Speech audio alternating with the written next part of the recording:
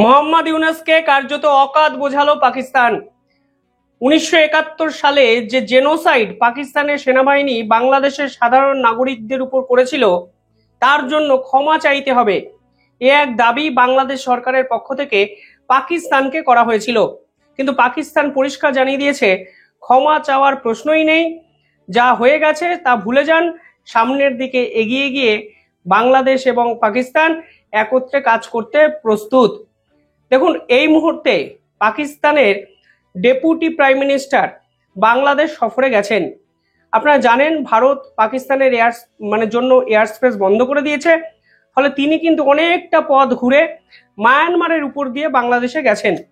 এই বাংলাদেশে যখন তিনি গেছেন, ছোটখাটো কিছু ডিল সহিসাভূত করেছেন, কারণ পাকিস্তানের সঙ্গে বড় রকমের কোনো চুক্তি বাংলাদেশ সরকারের হওয়ার কোনো জায়গাই নেই। পাকিস্তান ব্যবসা বাণিজ্য করার জায়গাতে এই মুহূর্তে নেই।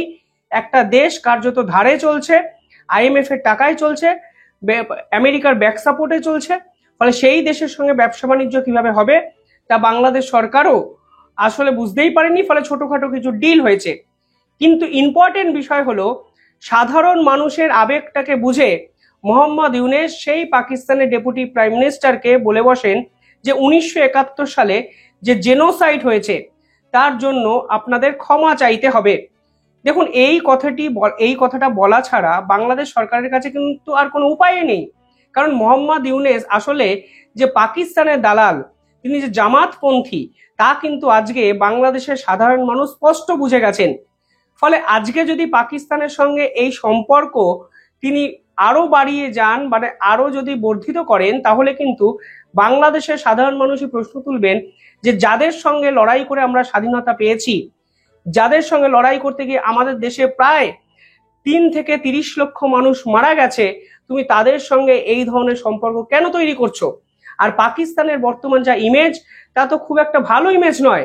শুধুমাত্র ধর্মীয় কারণে, ইসলাম ইসলাম এই ধর্মীয় কারণে তুমি একটা দেশের সঙ্গে এই রকম সম্পর্ক স্থাপন কেন করছো, যখন সেই দেশটি আমাদের দেশে গণহত্যার জন্য দায়ী? এবং গণহত্যার পরিমাণটা এমন একটা জায়গায় চলে গেছিল, অসংখ্য তথ্য এরকম আছে যে 25 থেকে 30 লক্ষ বাংলাদেশি, নিরীহ বাংলাদেশিকে কিন্তু হত্যা করেছিল পাকিস্তান সেনাবাহিনী। ফলে বাংলাদেশ সরকার এই মুহূর্তে চেয়েছে যে পাকিস্তান যেন 1971-এর সেই সময়টাকে নিয়ে সরি বলে। দেখুন, এমনিতেই বাংলাদেশ সরকার মুক্তিযুদ্ধর কোনো স্মৃতি কিন্তু রাখতে চাইছে না। পাঠ্য বই থেকে বঙ্গবন্ধুর যে স্মৃতি, তা কিন্তু সমস্তটাই সরিয়ে ফেলা হচ্ছে অত্যন্ত বুদ্ধি করে। মুক্তিযুদ্ধ নামক একটা বিষয় হয়েছিল, তা কিন্তু বাংলাদেশ সরকারও স্বীকার করতে চায় না। আর বাংলাদেশের বর্তমান ছাত্রনেতারা তো সরাসরি পাকিস্তানের দালালি করেন।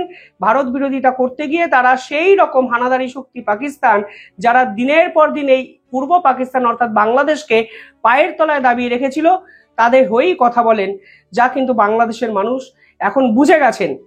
এই প্রেক্ষাপটে দাঁড়িয়ে বাংলাদেশ সরকারের আর কোনো উপায় নেই। যদি পাকিস্তান সরকার একটু ক্ষমা চান, তাহলে কিন্তু বাংলাদেশের এই সরকারের ভাবমূর্তি কিছুটা উজ্জ্বল হতে পারত। তারা বলতে পারতেন, দেখুন ভাই, ইতিহাসের এই ঘটনার জন্য সরি তারা বলেছেন, আমরা ভবিষ্যতের দিকে তাকাই। কিন্তু কালকে পরিষ্কারভাবে পাকিস্তানের ডেপুটি প্রাইম মিনিস্টার বলে দিয়েছেন, ক্ষমা চাওয়ার তো কোনো প্রশ্নই নেই। এবার বিষয়টি হলো, কেন পাকিস্তান ক্ষমা চাইতে সরাসরি পারবে না? এর পিছনে কিন্তু একটি কারণ আছে, এটা বোঝার চেষ্টা করতে হবে সকলকে।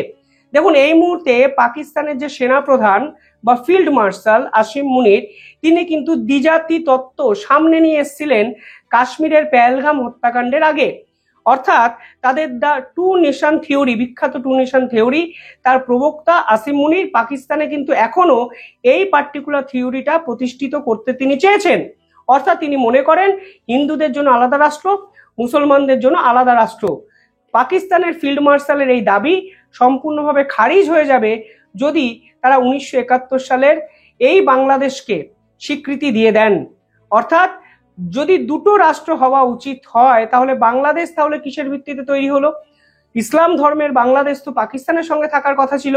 অর্থাৎ ফিল্ড মার্শাল বা পাকিস্তান সরকার কোনোভাবেই বাংলাদেশের কাছে সরি বলতেই পারবে না।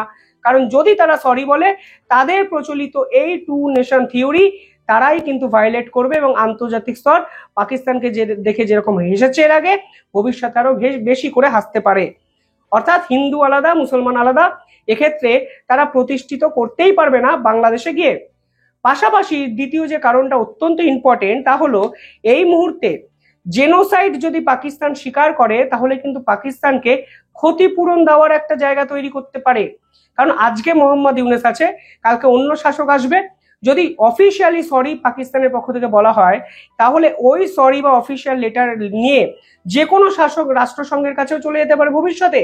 এবং যেরকম ভাবে জেনোসাইড পাকিস্তানের সেনাবাহিনী সেরকম করেছিল, ধরে নেওয়া যায় $4 থেকে $5 বিলিয়ন কিন্তু পাকিস্তান সেনাবাহিনীর পক্ষ থেকে ক্ষতিপূরণও দেওয়ার একটা দাবি বাংলাদেশ সরকার করতে পারে।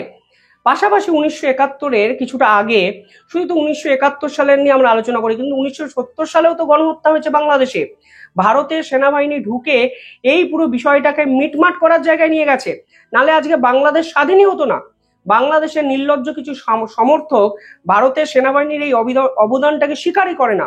যাই হোক, ইতিহাস তো কোনোদিন পাল্টে দেওয়া সম্ভব নয়, ফলে বাংলাদেশের এই নির্লজ্জ জামাতপন্থী সমর্থকরা স্বীকার করুক বা না করুক, আমাদের বলতে হবে যে ইতিহাসে সেদিন ভারত যদি এই বাংলাদেশের পাশে গিয়ে না দাঁড়াতো, বঙ্গবন্ধু যদি মাথা উঁচু করে এই হানাদারি শক্তি পাকিস্তানের বিপক্ষে না লড়তো, তাহলে এই বাংলাদেশ কিন্তু আজকে স্বাধীনতার সূর্যটুকু দেখতে পেত না। 1970-এর এই সময়টায় একটি ভয়াবহ সাইক্লোন আসে পূর্ব পাকিস্তানে। সে সময় কিন্তু পাকিস্তানের সরকার আন্তর্জাতিক স্তরে কিছু টাকা ভিক্ষা চায়, ফলে সাইক্লোনকে সামনে রেখে সে সময় কিন্তু পাকিস্তান সেনাবাহিনী বা সরকার বহু টাকা কিন্তু আন্তর্জাতিক স্তর থেকে কালেক্ট করে, কিন্তু সেই টাকার হিসাব কিন্তু আজও সাধারণ মানুষ বা আন্তর্জাতিক স্তর পায়নি। সাইক্লোনের জন্য সেই টাকা কিন্তু খরচ করা হয়নি। কিছুদিন আগে একটি রিপোর্ট প্রকাশিত হয়েছে যেখানে বাংলাদেশ সরকার মনে করেছে সেই সময়ের বরাদ্দ যদি ধরা হয় তাহলে প্রায় $5 থেকে $6 বিলিয়ন পাকিস্তান সরকারকে বাংলাদেশকে দিতে হবে, যা পাকিস্তানের এই মুহূর্তে দেওয়ার মতো ক্ষমতা নেই। অর্থাৎ পরিষ্কার অঙ্ক, কোনোভাবেই ক্ষমা চাওয়া এই মুহূর্তে পাকিস্তানের পক্ষে সম্ভব নয়। এরপরে মোহাম্মদ ইউনূস করবেনটা কি? দেখুন, প্রথমত পাকিস্তানের পায়ের কাছে পড়ে থেকে একটা রাষ্ট্র আলটিমেটলি যে কোথায় যাচ্ছে তা বাংলাদেশ থেকে যারা ভিডিও দেখছেন তারাই নিজেরাই বুঝতে পারবেন। ইতিমধ্যেই ঘোষণা করা হয়েছে পাকিস্তান থেকে যদি কেউ বাংলাদেশে আসে তাহলে তাদেরকে ভিসা দিতে হবে না। ইম্পর্টেন্ট যে বিষয় তা হলো এই মুহূর্তে পাকিস্তান বাংলাদেশকে ঘাঁটি করে 4টে নতুন স্কোয়াড তৈরি করেছে, যা কিন্তু ভারতের সুরক্ষার জন্য অত্যন্ত বিপজ্জনক একটা জায়গা তৈরি করছে বলে গোয়েন্দারা মনে করছেন। এবার বাংলাদেশ সরকার ভেবেছিল আমরা ভারত বিরোধী বিভিন্ন চক্রান্তের জন্য তোমাদের জায়গা দিচ্ছি, তোমরা সেভেন সিস্টার্সকে অশান্ত করতে চাইছো, আমরা তোমাদের সাহায্য করছি, তোমাদেরও যে শত্রু আমাদেরও সেই শত্রু, সেই ভারত, আমরা একসঙ্গে কাজ করি। কিন্তু এই সমস্ত আশায় আপাতত জল কালকে ঢেলে দেওয়া হয়েছে পাকিস্তানের পক্ষ থেকে। বাংলাদেশ সরকারকে বুঝিয়ে দেওয়া হয়েছে তোমরা চিরকালীন পায়ের তলায় ছিলে, পায়ের তলায় থাকবে, ক্ষমা চাইতে এসো না, ভাবো না কিছু হয়নি, যা হয় ভালোর জন্যই হয়, চলো আমরা একসঙ্গে কাজকর্ম করি, ক্ষমা চাওয়া আমাদের দ্বারা সম্ভব নয়। কিন্তু বাংলাদেশ সরকারও বলে দিয়েছে ক্ষমা চাইতেই হবে। অর্থাৎ এই যে ডেপুটি প্রাইম মিনিস্টারের বাংলাদেশ সফর, এই সফরে দুপক্ষই হাতে একটা অশ্বডিম্ব ছাড়া কিছুই পায়নি। আন্তর্জাতিক স্তরের কাছে একটাই সুসংবাদ যে তারা জঙ্গিপনা ছাড়া এই আন্তর্জাতিক স্তরকে দেওয়ার মতো আর কিছুই এই দুটো রাষ্ট্রের কাছে আপাতত নেই।